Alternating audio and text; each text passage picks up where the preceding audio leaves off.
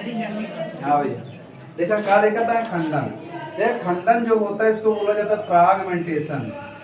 Fragmentation देखा, यहाँ पे फ्रैगमेंटेशन, खंडन का मतलब होता है खंड में बंटना ना। अब जैसे मान चलिए कोई भी वस्तु है, अगर एक बार पटक दे तो वह कई खंड हो जाता है। हाँ, तो वही या कहन खंडन। खंडन का मतलब होता है जिसका गिनती निर्धारित न हो, वह एक से अधिक भागों में अगर टूट जाए, दो से अधिक भागों में टूट जाए अलग है। लेकिन यहाँ पर भी दो भागों में टूटा तो दो ही खंडन हुआ था। और लेकिन यहाँ पर दो भागों से अधिक जाए तो उसको हम क्या कह देंगे, खंडन। देखिए बहुत सारे सूक्ष्म जीव ऐसे भी होते हैं जो बार बार खंडित होते हैं, गुणित होते हैं और वह उनका जन्म होता जाता है। जैसे मान चला एक ही होता है स्पायरोगायरा। स्पायरोगायरा, स्पायरोगायरा देखा बहुकोशिकी का होते हुए भी, कैसा बहुकोशिकी, बहुकोशिकी होते हुए भी सूक्ष्म होता है। कैसा होता है, सूक्ष्म। माने कि उसमें जो जल में रहते हैं ऐसे तंतुमय धागे ऐसे ऐसे तैरते रहते हैं, उनको जब हम माइक्रोस्कोप के द्वारा देखते हैं तो उनकी जो संरचना बनती है वो थोड़ा ऐसे लंबी बनती है।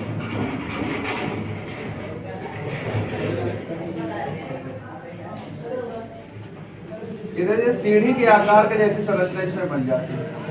हाँ, इसमें ऐसे छोटे छोटे छोटे छोटे छोटे छोटे आपके क्या पाए जाते हैं, साइटोप्लाज्म। कोई भी जीव है तो हम भाई साइटोप्लाज्म नहीं होगा या जीव द्रव्य नहीं होगा तो उसका जीवन चलेगा ही नहीं।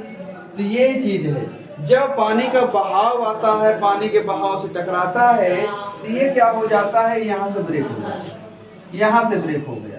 तो संख्या एक हो गई, इसकी दो हो गई और ये तीन हो गई। ये आगे चल करके ये मान लीजिए ए नंबर का चित्र, बी नंबर में क्या होगा कि ये इनकी संख्या ऐसे संरचना बदल जाएगी। ये कोई होगा,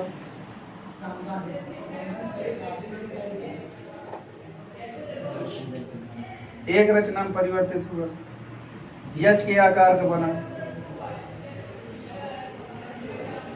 ये दूसरा बन गया, ये तीसरा।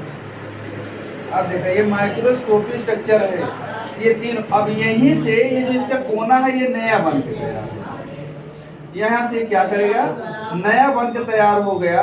देखा दो से अधिक भागों में बटा, क्या दो से अधिक भागों में बटा नहीं बटा, और जब दो से अधिक भागों में ये बढ़ करके तैयार हो गया तो अपने जैसे इन्होंने क्या कर दिया, संतानों का निर्माण कर लिया। और जब संतानों का निर्माण कर लिया तो उसको हमने क्या कह दिया भैया, खंडन विधि द्वारा जनन। कौन सा जनन, खंडन विधि द्वारा जनन। अब ये जो खंडन विधि द्वारा जनन है ये किसके अंतर्गत आया, अलैंगिक, अलैंगिक जनन के अंतर्गत इसलिए आया क्योंकि इसमें कोई भी नर और मादा की आवश्यकता नहीं है। ये स्वतः ही अपने कोशिकाओं में विभाजित हुआ और अपनी कोशिकाओं को डेवलप करके नए जीवों में परिवर्तन कर दिया। तो उसी को हमने क्या कह दिया, खंडन विधि द्वारा जनन। ये आपका हो जाता है बी नंबर। कौन सा नंबर भैया, बी नंबर।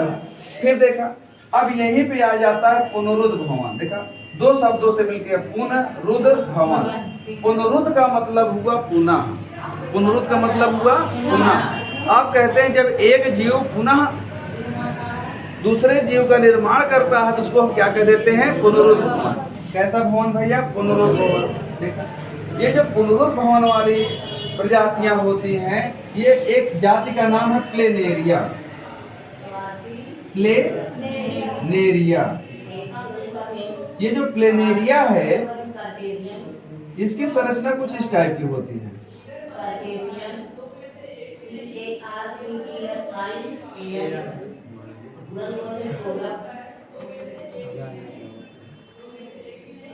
ये प्लेनेरिया जंतु हो गया। हाँ, अब ये जोंक इसको मत कहिएगा, ये प्लेनेरिया। अब जैसे प्लेनेरिया जंतु है तो ये भी क्या करतेगा कि यहाँ से इसकी डिवाइडेशन, जब ये बड़ा हो जाता है तो सरवाइव नहीं कर पाता। सरवाइव का मतलब मूवमेंट नहीं कर पाता, जीवित नहीं रख सकने में असमर्थता महसूस करता है तो अपने आप को खंडित कर देता है, खंड में बढ़ जाता है। या तो पुराना जीव होने के बाद खंड में बढ़ जाता है। तो मान लो यहाँ से एक भाग हो गया, ये 2 भाग हो गए और ये 3 भाग में हो गया ना। तो यहाँ पे जब ये बनेगा तो इसका जब भाग अलग होगा तो इसकी संरचना आप ऐसे देख पाएंगे।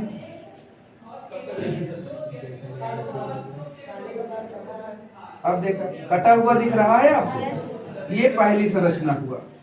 अब यहां पर देखेंगे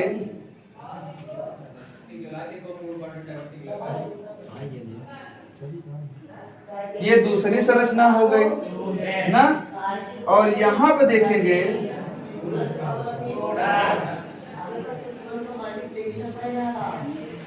ये इसकी तीसरी संरचना हो गई ना।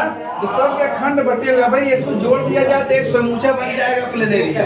लेकिन अब यहाँ पे कंडीशन ये है कि ये पुनरुद्ध करेगा। पुनरुद्ध का मतलब होता है पुनः निर्माण करना। पुनरुद्ध का मतलब क्या हुआ? पुनः निर्माण करना। इसको मिट दे रहे हैं जी। पुनरुद्ध का मतलब हुआ पुनः निर्माण करना। अब ये चीज है तो जो अंग इसके पास है उसका निर्माण नहीं करेगा, जो नहीं है उसका निर्माण करेगा। जैसे आप लोग देखते हैं छिपकली होती है, छिपकली को मारते हो तो उसकी पूंछ टूट जाती है, तो कुछ समय बाद उसकी पूंछ नया निकल आती है। तो ऐसे ही काम इसका भी है। तो ये आगे चल करके करेगा क्या कि जो चीजें इसके पास है,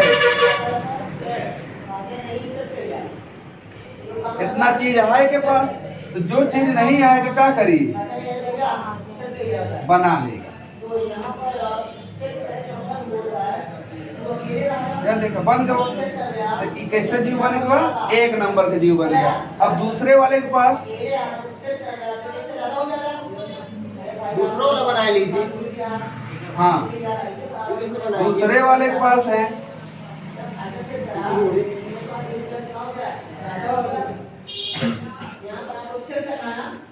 जो चीज अब्सेंट है वही चीज ये बनाएगा। इस चीज का ध्यान दिया, ये दूसरा जीव बन गया। अब ये तीसरे वाले में क्या होगा कि तीसरे वाले के पास इतना है तो ये भी अपना बनाएगा।